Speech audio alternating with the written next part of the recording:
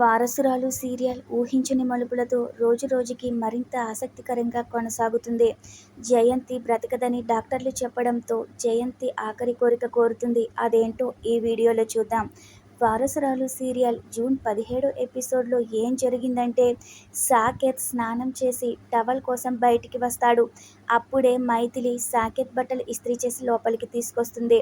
సాకేత్ని చూసి వెనక్కి తిరిగి ఉంటుంది. వెంటనే చీర చుట్టేసుకుంటాడు సాకేత్. నా గదిలోకి ఎందుకు వచ్చావు అని అడుగుతాడు. అదేంటి బావా అలా అంటున్నావు, నీకోసమే బట్టలు ఇస్త్రీ చేసి తీసుకొచ్చాను అంటుంది. నా కోసం ఇదంతా నువ్వెందుకు చేయాలి అంటాడు. నేను నీ పెళ్ళాన్ని కదా, నువ్వు అది ఒప్పుకోవాలి కదా అంటుంది. నువ్వు ఒప్పుకోకపోయినా నువ్వు నా మొగుడువని నేను ఒప్పుకుంటాను అంటుంది. నువ్వు అనుకుంటే సరిపోదు, నా మనసు అంగీకరించాలిగా అంటాడు.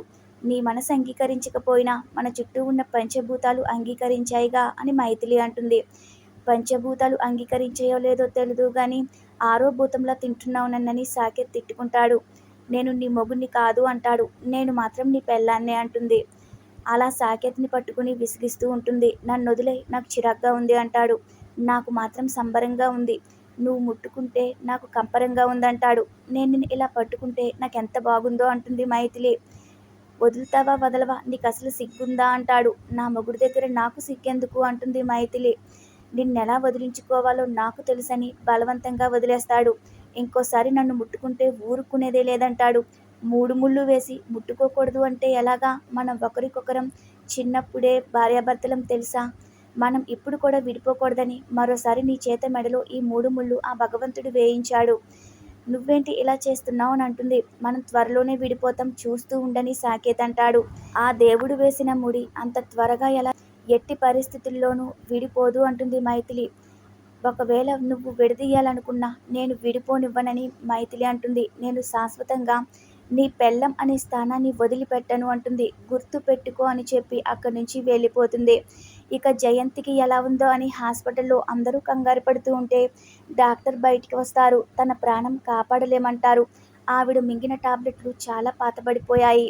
అవి చాలా పవర్ఫుల్ టాబ్లెట్స్. పాయిజన్ లోపల బాగా స్ప్రెడ్ అయిపోయింది. ఆమెను బ్రతికించడమే కష్టమని డాక్టర్ అంటారు.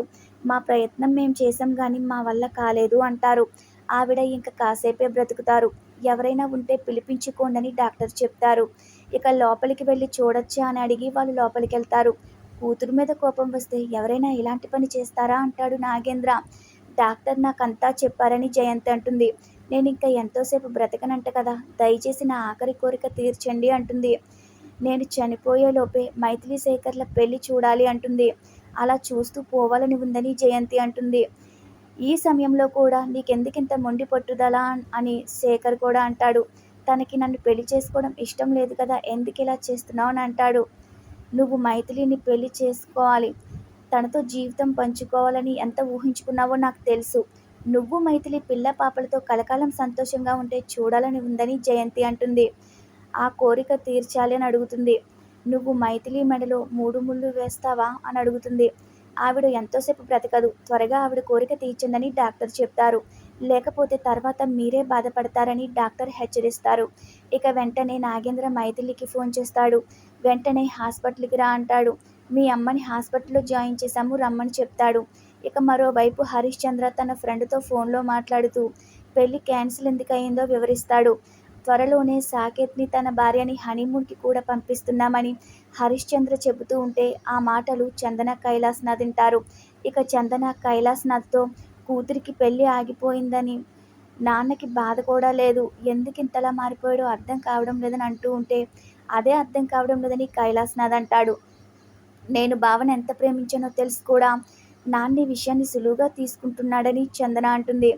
మీ నాన్న స్థానంలో నేనుంటే ఆ మైథిలిని చంపైనా నీ పెళ్లి చేసేవాణ్ణని కైలాస్నాథ్ అంటాడు.